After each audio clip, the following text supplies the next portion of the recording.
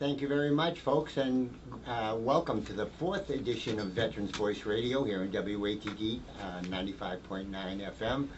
We've got a Hi, my name is Gregg Brasso, and I am a outreach specialist for UMass Boston in the Veterans Upward Bound program.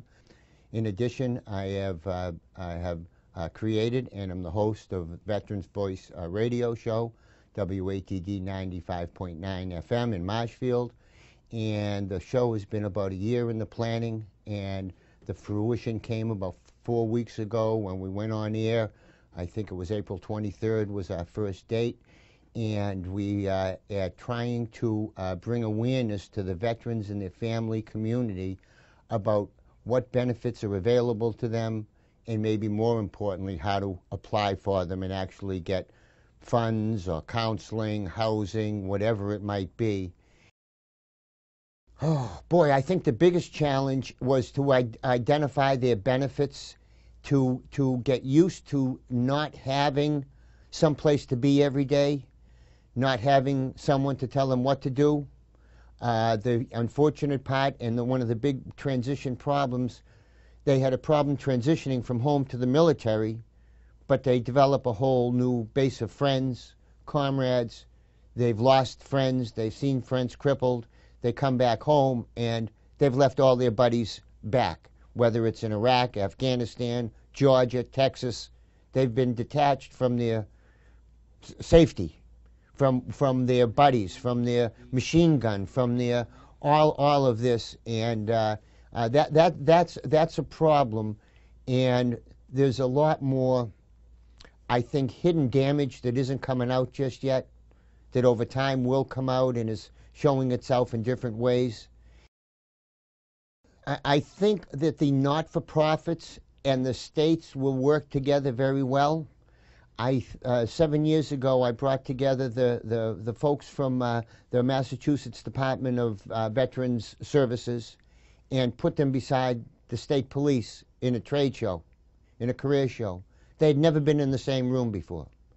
That afternoon, the state police hired 4 disabled veterans from the VA to go to their call center in Taunton.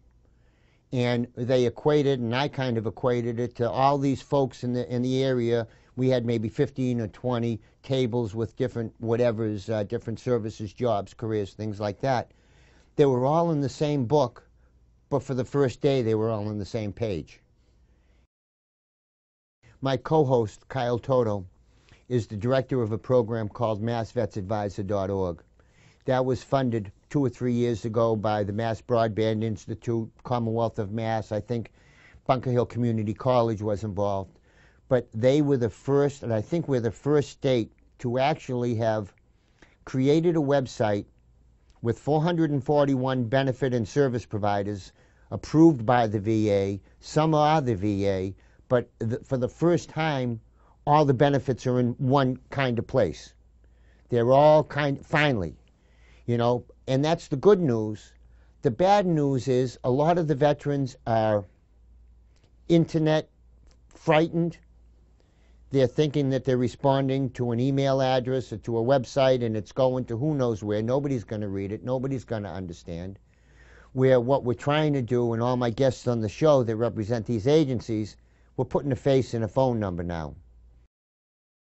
As you look at the training or the colleges and the jobs, it's like, you're both important, and without you being the colleges, there's no jobs.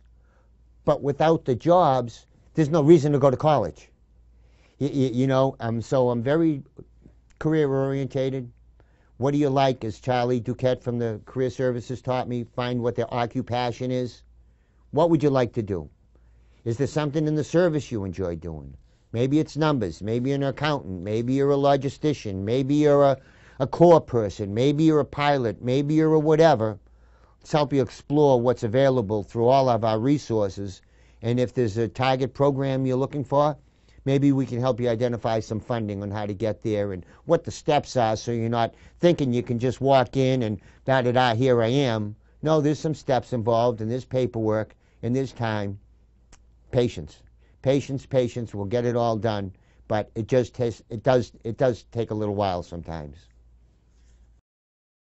That the true veterans 501c3s and those agencies, there's nobody making any money in those agencies. It's not about a big salary. It's because commitment, a lot of veterans doing it. I'm a Gold Star family member from World War II. We lost someone over there and had to take care of some relatives from that war. So I understood firsthand what it was all about and what war did, and it doesn't stop when it stops. That for some, my aunt especially, she took that from 1943 when he got killed, and she died in 1989 and never recovered. So that was her 46 years of sadness and loneliness. What I'm finding right now, that I'm talking to a lot of senior people most of the times it's husbands, we're in the military, and after I tell them about the benefit programs, they say, gee, I'm paying a lot for my prescriptions. Maybe I should call the VA. Whew. Why not?